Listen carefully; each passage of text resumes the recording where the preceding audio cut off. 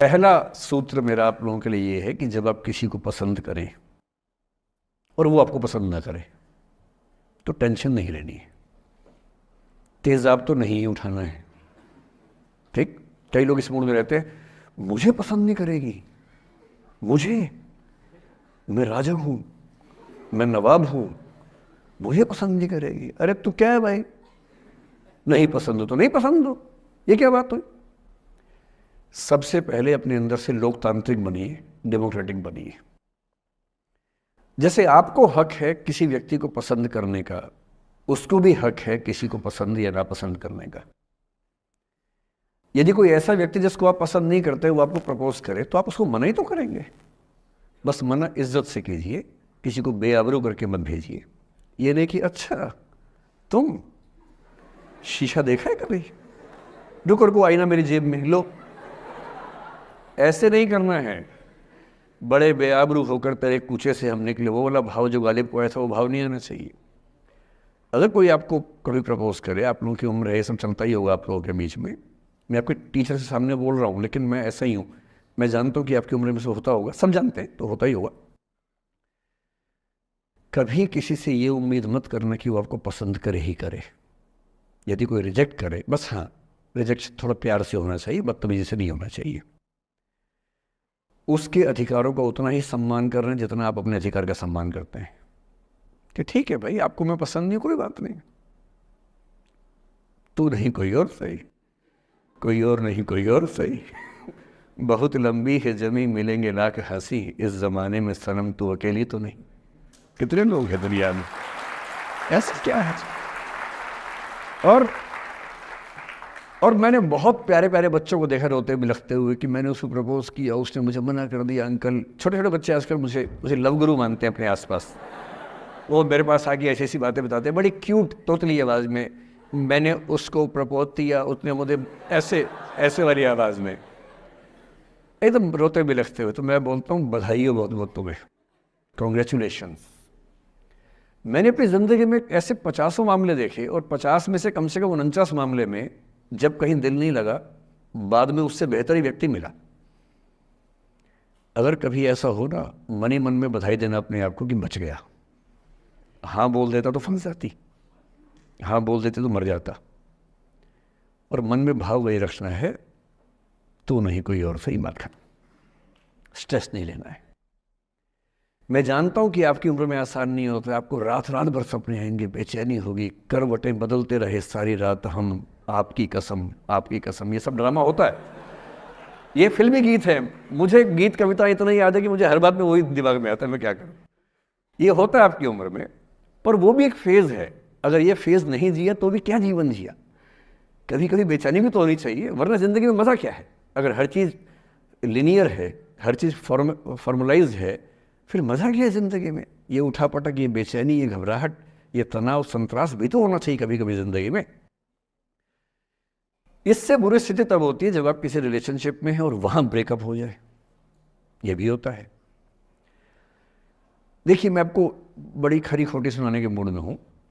जिस तरह का प्रेम आप लोगों की पीढ़ी में होता है, मैं ये नहीं कहता कि आपकी पीढ़ी ख़राब है, हर पीढ़ी ऐसी होती है, बस ये कि आपकी पीढ़ी को सुविधाएं ज़्यादा मिल गई हैं। हमारी पीढ़ी में ना चिट्ठी लिख के भेजनी पड़ती थी, बड़ा रिस्क होता था। चिट्ठी लिखो कागज़ पे, फिर एक डाकिया ढूंढो भरोसे का, वो भरोसे वाला कुरियर बॉय या कुरियर गर्ल जाके चिट्ठी वहीं दे के आए जहाँ हमने कहा है। ये भी डाउट कहीं किसी और को दे के आ जाए। या कबूतर से बात करो, कबूतर जा जा जा, पहले प्यार की पहली चिट्ठी साजन को दिया। कबूतर का क्या भरोसा किसको दे के आ जाए। लेकिन कितना तनाव था उस ज़माने में। आपके ज़माने में क्या है, सीधे व्हाट्सएप निकाला, खटाक से भेज दिया मैसेज, और नंबर किसी से मांग लिया 1 सेकंड में। नंबर भी नहीं देना है तो किसी, कौन कौन सी ऐप होती है, मैंने सुना कुछ और ऐप्स होती है, बिना नंबर वाली भी होती है, इंस्टा होता है, एक और भी तो कोई होती है वो जिसमें कार्टून जैसा मुंह बन जाता है, स्नैपचैट। हाँ, स्नैपचैट पे चले गए, मैंने सुना है कि उसमें नंबर भी नहीं देना पड़ता है, ऐसा कुछ चक्कर है, वहाँ ढूंढ लिया। किसी को कुछ कन्वे करना इतना आसान दुनिया में कभी नहीं हुआ था जितना आज आसान है। इन सब के ऊपर टिंडर है, बम्बल है, पता नहीं क्या क्या है, राइट लेफ्ट करते जाना है, उसी में कहानी शुरू। और ये कहानियाँ जितने हल्के तरीके से शुरू होती हैं, मैं दावे से कह रहा हूँ कि 100 में से 99 अट्रैक्शंस 1 से 2 महीने में ख़त्म हो जाते हैं। क्योंकि आप जिसके प्रति अट्रैक्टेड थे ना, वो तो उसका बाहर का परसोना था। जहाँ परिचय गहरा होता है, असलियत सामने आ जाती है, और जब असलियत सामने आती है, झेलना बड़ा मुश्किल होता है। आपके सपने टूट जाते हैं। आप जिस छवि पे दीवाने हुए थे, वो छवि तो सिर्फ छवि थी, वो तो इंसान नहीं था वैसा। 99% केसेस में मेरा ख्याल है कि अट्रैक्शन 1-2 महीने में समाप्त होता है। उसके बाद तो एक बोझ है जो आप ढो रहे हैं। कभी कभी होता है कि दोनों का खत्म हुआ तो बात आसान है, कभी कभी किसी एक का खत्म होता है, एक का नहीं होता है, वहाँ मामला मुश्किल हो जाता है। तो ऐसा हो सकता है आपके जीवन में कि दूसरा साथी आपका ये कहे कि भैया देखो, मैं तुम्हारे साथ कुछ महीने से हूँ, पर मुझे अब अच्छा नहीं लग रहा, मैं ब्रेकअप करना चाहता हूँ। मैं आपसे निवेदन करूंगा कि ये मान के मत चलना कि उसने आपको धोखा दिया है, क्योंकि बच्चे तुरंत उस मुद्रा में आते हैं, अच्छा अब मैं कुल्हाड़ी उठा लूंगी, अब मैं तेजाब उठा लूंगा, तूने मुझे धोखा दिया है, तूने मुझे चीट किया है, you are a cheat, you are a liar, you are a पता नहीं क्या क्या। पता इंग्लिश में गालियाँ बड़ी सुंदर देते हैं बच्चे। मैं ये कहना चाह रहा हूँ कि इस बात की संभावना मान के चलिए कि हो सकता है कि आपके साथ 2 महीने रहने के बाद सच में उसको ये लग जाए कि आपके साथ ट्यूनिंग ठीक नहीं है, या आपको लग जाए कि आपकी ट्यूनिंग उस व्यक्ति के साथ ठीक नहीं है। और किसी मुर्दा को अपने पास पकड़ के रखना उसका मज़ा नहीं है। आप किसी को बांध तो लेंगे, पर जब उसका दिल आपके पास है ही नहीं, दिल विहीन लाश अपने पास टिका के रखना, एक मुर्दे को बांध के रखना, इससे बेहतर है जाने दो। बांधना नहीं, बांधते वो हैं जिनमें असुरक्षा बहुत ज़्यादा होती है। उस असुरक्षा से बचने का उपाय खुद को बेहतर बनाना है। आप इतने बेहतर हों कि आपको चाहने के लिए हज़ारों लोग हों। क्यों आप इतना डिपेंडेंट होते हैं कि इस एक व्यक्ति के अलावा मेरा कोई है ही नहीं दुनिया में? ऐसा क्यों सोचना है? और ऐसे ही मामले में ये करना है वो अफसाना जिसे अंजाम तक लाना ना हो मुमकिन, उसे एक खूबसूरत मोड़ देकर छोड़ना अच्छा। और ये खूबसूरत मोड़ कैसे होगा? अगर कोई जाना चाह रहा है तो आपके पास 3 ऑप्शंस हैं।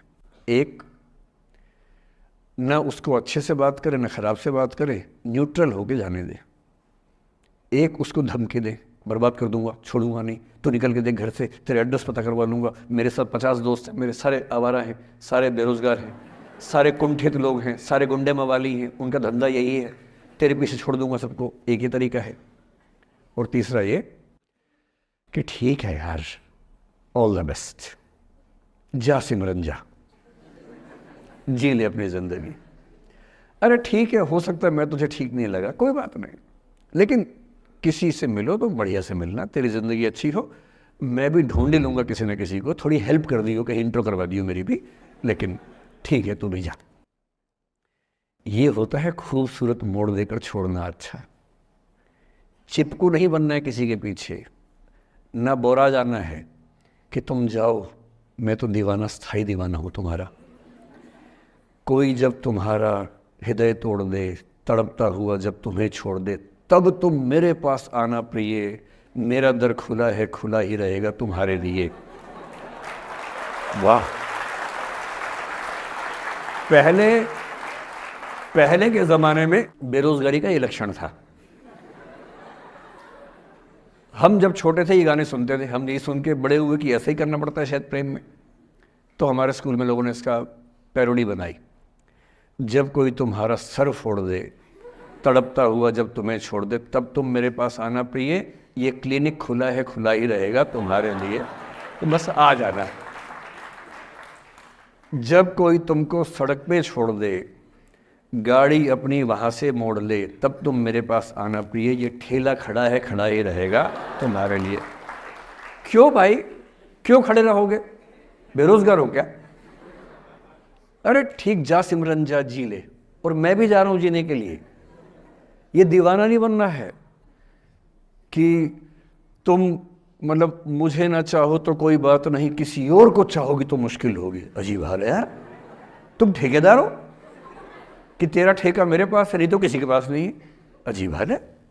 अरे ठीक है भाई, उसकी ज़िंदगी है, जीने दो उसको। क्यों किसी की ज़िंदगी में इतना हावी होने का प्रयास करना है?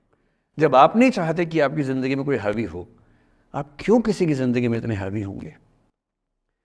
और जब बहुत दर्द हो ना, हमेशा दूसरे के पर्सपेक्टिव से भी सोच के देखिए कि उसको ऐसा क्यों करना पड़ा। क्या पता कोई मजबूरी हो, कभी कभी होती है।